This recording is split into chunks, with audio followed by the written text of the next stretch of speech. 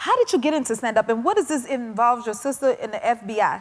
Oh, what is your version of it this? wasn't really the FBI. I got involved in stand-up because I wasn't going to really be good at anything else. I mean, I really wasn't. I tried to temp and stuff, and I remember one guy I was temping at this like ad agency or something, just answering the phones. I couldn't even really do that, transfer a phone call, it was sad. And one of the guys called the front desk and was like, get that blonde bimbo out of the office. She is dropping every phone call. And I was like, yes, sir. And I just got my stuff and was like, see you later. But I wasn't good at anything else. And I'm only good at, what I do. Because when you have a passion, Yes. when there's nothing else you can do. Right. So I got into stand-up accidentally because I did a DUI class. I got a DUI when I was 21. That's not funny, you guys. You didn't learn that yet, okay? I went to DUI school, and on the last day of DUI school, throughout the class, they made everyone get up and tell their DUI stories. And I was like, mine was ridiculous. I called the cop racist. We were both white. Like, I had to spend like 48 hours in Sybil Brand, which is the LA women's downtown prison, like women's prison. I spent 48 hours in Sybil Brand prison. It was a hot mess situation. And at the end of that class, though, I was avoiding telling my story because each class someone told theirs, and at the very end, I couldn't kind of avoid it anymore because I had never publicly spoken. It's so crazy to think about at that time in my life. And when I got on stage, I could not get off the stage. Like, and everyone was laughing, and they were like, this is the greatest story ever. Even the guy who was running the class is like, this is the funniest DUI story I've ever heard. And he's like, but by the way, this isn't stand-up, get off the stage. And all these people in the class came up to me and said, you should be a stand-up comedian. And so one of the worst decisions in my life, which was drinking and driving, led to one of the most incredible discoveries of my life. What could be meant for your bad could be used for your good, and you're a great example of that. So there you go. So, I got up to some real, hijinks when I was a little kid, so I decided to name the tour after that. Like you probably had a lemonade stand, right, at some point in your life? Did you do Snowball stand. Snowball stand. Oh, that's interesting for somebody who doesn't like ice. Well, I sold it to everybody else. Okay, well, anyway, I don't like lemonade. So I started a lemonade stand.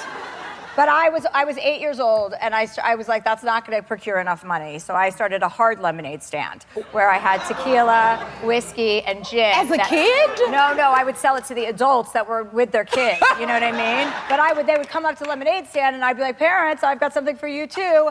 And then I hired this little boy that lived in our neighborhood. He was 8 too, so boys are much less mature. So obviously I was in charge of him, and I was like, hey, you're going to be my bar back. Yes. You're going to make cocktails for the adults. That way, we're going to make a lot of money in this lemonade stand. And then at the end, and then the first day, this is true, we made $115 on the first day of a lemon. I was 8 years old. All right. And my little bar back was named Nelson, and I gave him 10% of that, which was $1.15. In my math, as an 8-year-old, I decided that's what he got. And at the end of the week, he had over $6. And at the end of the week, he said to me, he goes, oh my God, this is more money than I would have made if I had lost 4 teeth in 1 week. Well, then that's another thing we have in common, because me and my best friend started out performing as kids, and he was my kid manager. Oh. So, and he would get 10% of whatever I made, and I would go win all the talent shows, and then Walter would get his 10%. Yeah. So that's, okay. So that's that an interesting, similar dynamic. Except who was the boss in that situation? He was, or you were?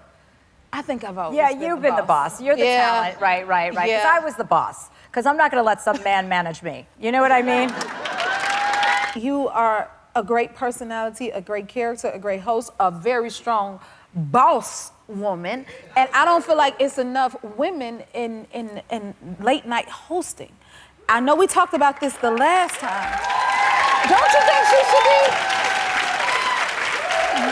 be? Is anything happening? Is it any, I mean, I don't really have any comment on that. No, I mean, yeah, I would be happy to do a job if the job was right for me and that there was it made sense. I'd be happy to be back on TV. We have a lot going on, and I think women are so underrepresented, and I don't think it's true. And thank goodness we have women like you on during the daytime and see how popular these shows are. So I'm thankful for that.